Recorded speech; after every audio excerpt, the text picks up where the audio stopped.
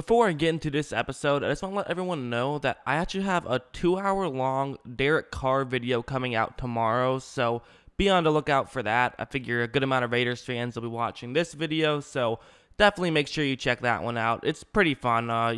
It's like a film study, but I did take a lot more time into editing some other stuff in there. So I'm calling it the Derek Carr deep dive. It's coming out tomorrow on this channel, so make sure you stay tuned for that. And anyways, back to this episode. So I think one of the, bigger surprises on day 2 was how wide receiver heavy the Las Vegas Raiders decided to go. It made a lot of sense getting a receiver in the first round. I think a lot of people agree that, yeah, it was a position of need. They needed like that top end guy, but I kind of felt like they had enough people to fill out the rest of that. So it was a bit surprising to see them draft not just one, but 2 receivers in the 3rd round, one being Lynn Bowden, who, in fairness, calling him a wide receiver, it's technically true, but that's definitely not all he does. It's kind of like calling Donald Trump a reality TV show host. It's like, you're not wrong, but he's done a lot more than just that. Lynn Bowden he does a lot of things very well, and he just does a lot of things in general. So I definitely like that pick. The Bryan Edwards pick was a little bit surprising to me, just because I was like, another receiver here. This is interesting. But I do think that he does some things very well. I do think he can be a good slot guy, although I do like Hunter Renfrow in that role as well. But you know what? You can play more than 3 receivers, and I think that's their mindset. I also think they just like Edwards, and this is a good example of a play that he can do very well. Like on this play, one thing that you're going to have to be able to do in the John Gruden offense, if you're a receiver, is run slant routes. And so let's see how he can run a slant route. That's where he is on the screen, and he is running a slant route. And really watch the beginning of his play and watch this.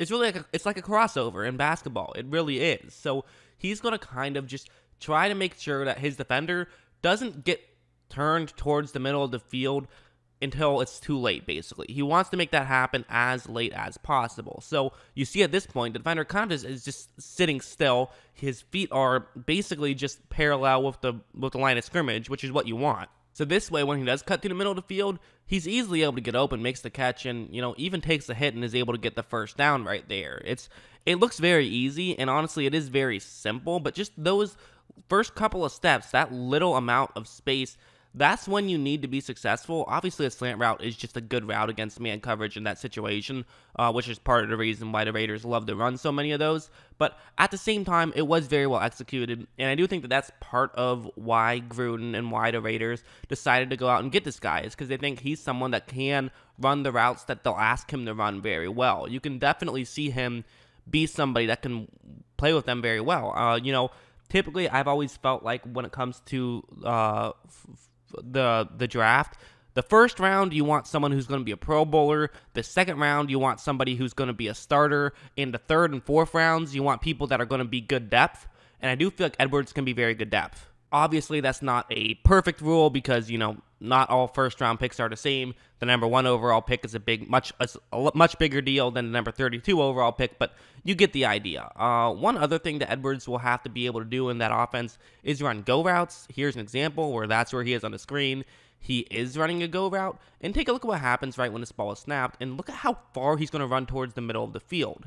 That's actually very interesting, and the reason why he's doing that is because now you can't really create contact at the line. Edwards is the kind of guy where if he can avoid contact at the line, he will avoid contact at the line. He honestly, despite his height, plays pretty small. He is 6'3" and 215 pounds, but he definitely is not going to try to use his height to his advantage too often at the line.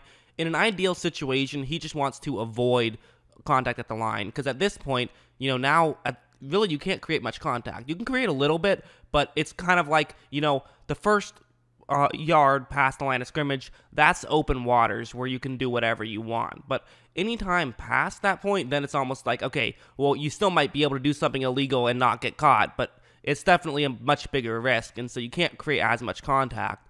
And because of that, Edwards is able to get wide open. Now, there was a little bit of contact. I wonder why, if that factored into the overthrow, or if it was just an overthrow. But either way, no doubt about it, Edwards had a ton of separation, and the ball just wasn't able to connect. Another thing I do like about Edwards is his toughness. I do feel like he's the kind of guy who can take a hit. He's not afraid to take a hit.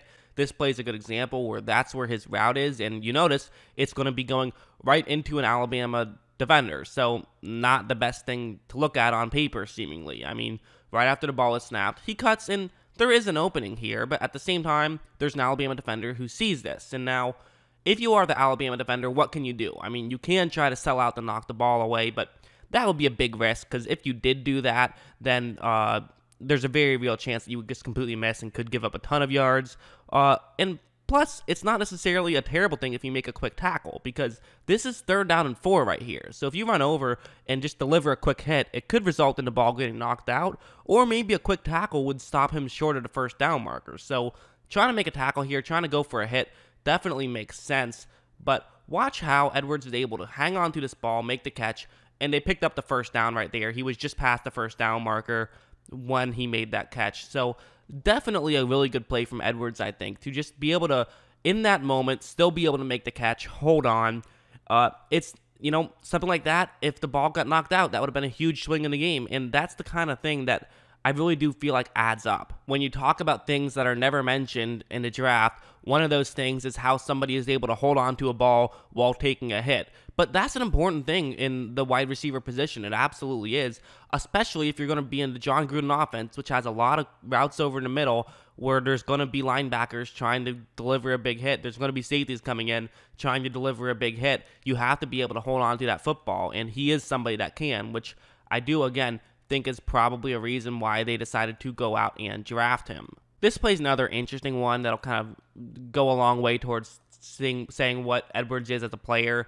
It's going to be a cover 1 blitz play, and that's going to be Edwards' route. So good route against this coverage. It's a one-on-one matchup with a good route against man coverage, and nobody else is going to be in the area. So this is definitely just a good situation right now for South Carolina. Edwards, once again, is going to be running closer in. Watch how, he does move further in, so that way he can avoid contact at the line.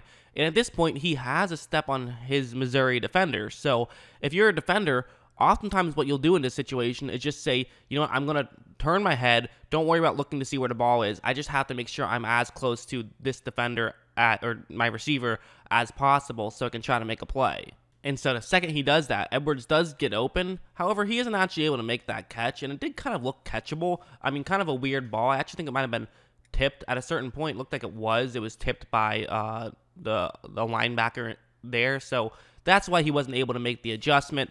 That's why he wasn't able to make the catch. But just in terms of the fact that he was able to get so open, I do think that that's how he's going to be able to get open at the NFL level.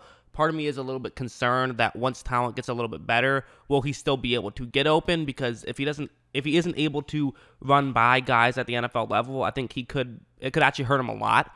Because I do think that a lot of his routes do sort of rely on his speed and him being able to get past guys. And when it's faster at the NFL level, part of me wonders how much of that will deteriorate. But if it doesn't, and you still have a really good route runner, it could be a big find in the 3rd round. I could see that. One other thing that I do like about Edwards, this will be the last play that I'll show you. It's going to be a go route, and look at how far away his defender is right now, where he's almost looks like about 8 or 9 yards further down the field than where Edwards is at. Actually, I think it's like 7. The exact amount doesn't matter. He's playing very far off right now. He's expecting something deep, which, this typically means that it's not a great situation when it's a go route and the defender is playing so far deep. But the South Carolina quarterback is going to say whatever, and he's going to throw it there anyways. So now at this point, what's really interesting, I think, is notice how right now you're going to see Edwards get his head back. He's looking right here. This is maybe my favorite thing about Edwards, actually, is the fact that he is always